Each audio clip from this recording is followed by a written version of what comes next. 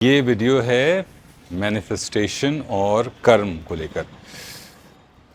फिकी federation of Indian chamber of commerce and industries करके एक संस्था जो है, उसकी एक बॉडी है फीमेल लीडरशिप ऑर्गेनाइजेशन फ्लो। तो फिकी फ्लो के लखनऊ चैप्टर ने मुझे दावत दी थी, इनवाइट किया था वहाँ की विमेन एंटरप्रेन्योर्स को एक मोटिवेशनल टॉक देने के लिए, जहाँ पर मैंने बात करी फेलियर और ग्रोथ माइंडसेट के बारे में। तो जब मैं फेलियर की बात करता हूँ तो मुझे गीता का श्लोक याद आता है, दूसरे अध्याय का 47वां श्लोक, कर्मण्येवाधिकारस्ते मा फलेषु कदाचन मा कर्म फल हेतुर्भुमात् संगो सवितर्मणे। आप सभी ने सुना होगा कि कर्म प्रधान होना चाहिए, हमें फल की चिंता नहीं करनी चाहिए, क्योंकि फल की जब आप चिंता करते हुए कर्म करते हैं तो उससे आप अपनी क्षमताओं को सीमित कर देते हैं कई बार। और दूसरा, फल की चिंता इसलिए भी नहीं करनी चाहिए क्योंकि फल हमारे अधिकार में है नहीं, कंट्रोल में है नहीं। आपके कंट्रोल में जो है वो है योर हार्ड वर्क।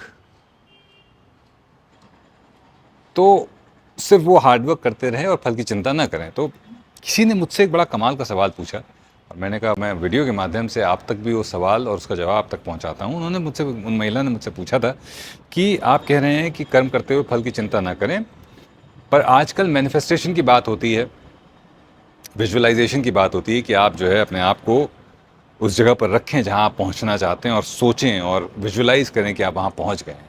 तो ये क्या इस थ्योरी से अलग है? तो मेरा जवाब था कि ये दोनों चीज़ें हैं अलग, पर एक दूसरे के पूरक हैं।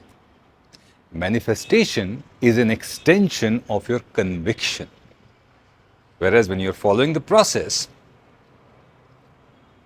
you are making an effort। और जब आप प्रोसेस फॉलो करते हैं, यानी कि जब आप कर्म के मार्ग पर प्रशस्त होते हैं, तो ये बहुत ज़रूरी है कि अपने को फल से डिटैच रखें। क्योंकि अगर आप फल की चिंता करते हुए या रिजल्ट के बारे में सोचते हुए काम करेंगे तो वो आपकी कैपेबिलिटीज़ को अफेक्ट करेगा। बहुत छोटा सा एग्जांपल देता हूँ। अगर आप मैराथन दौड़ रहे हैं 21 किलोमीटर की और पहले किलोमीटर से आप सोचने 21वें किलोमीटर के बारे में सोचने लगेंगे तो यकीन मानिए 21वें किलोमीटर तक पहुँचना बहुत मुश्किल हो जाएगा, आप मैराथन नहीं कंप्लीट कर पाएंगे आप। तो जब आप रेस दौड़ रहे होते हैं तो it's about 1 kilometre at a time, 1 small milestone at a time, and not the final result, because the final result can overwhelm you, can bog you down। Manifestation वो प्रक्रिया है जहां पर आप बैठकर, जिस समय आप कुछ नहीं कर रहे हैं, आप विजुलाइज करते हैं, अपने आप को वहां पर पहुंचाते हैं मानसिक रूप से। और ये करते हुए बेसिकली आप क्या कर रहे हैं, आप यूनिवर्स तक वो एनर्जीज पहुंचा रहे हैं, यूनिवर्स तक वाइब्रेशंस, और वो मैसेज पहुंचा रहे हैं कि हाँ ये मैं चाहता हूं। तो आप कोशिश कर रहे हैं अनकंट्रोलेबल्स को कंट्रोल करने की। अनकंट्रोलेबल्स क्या हैं?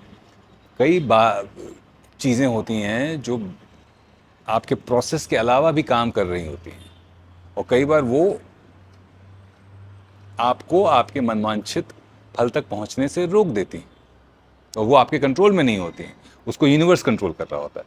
तो मैनिफेस्टेशन के ज़रिए आप यूनिवर्स तक अपनी एस्पिरेशन, अपनी एम्बिशन पहुंचा रहे होते हैं। तो manifestation is basically an extension of your conviction, and it has to be practised in isolation, away from the process. और फिर जब आप प्रोसेस पर आते हैं, यानी कि अपनी मेहनत पर, अपने कर्म पर आते हैं, तो आप फिर फल की इच्छा छोड़ देते हैं, फल की चिंता करना छोड़ देते हैं। तो ये दोनों एक दूसरे के पूरक हैं, ये दोनों एक दूसरे से अलग नहीं हैं, पूरक ही हैं। मैनिफेस्टेशन भी करिए, पर जब कर्म करिए तो उस समय आपका फोकस हर कदम पर होना चाहिए, हर एक कदम पर अलग अलग होना चाहिए। रिजल्ट के बारे में उस समय आपको नहीं सोचना चाहिए, क्योंकि जब आप रिजल्ट के बारे में सोचते हैं तो इनवेरिएबली आपके अंदर फियर ऑफ फेलियर आने लगता है, वो आपके अंदर एंजाइटी पैदा करता है, वो आपके अंदर कॉर्टिसोल और एड्रेनलिन का संचार प्रवाह बढ़ाता है, जो आपकी क्षमताओं को सीमित कर सकता है। इसलिए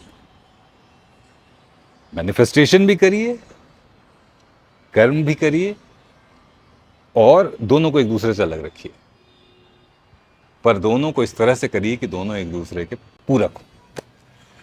ये तो रहा मेरा विचार। अब आप क्या सोचते हैं इस बारे में, ये ज़रा मुझे कमेंट सेक्शन में बताइए। आपके विचार सुनने के लिए मैं बेकरार हूं। मिलते हैं कमेंट सेक्शन।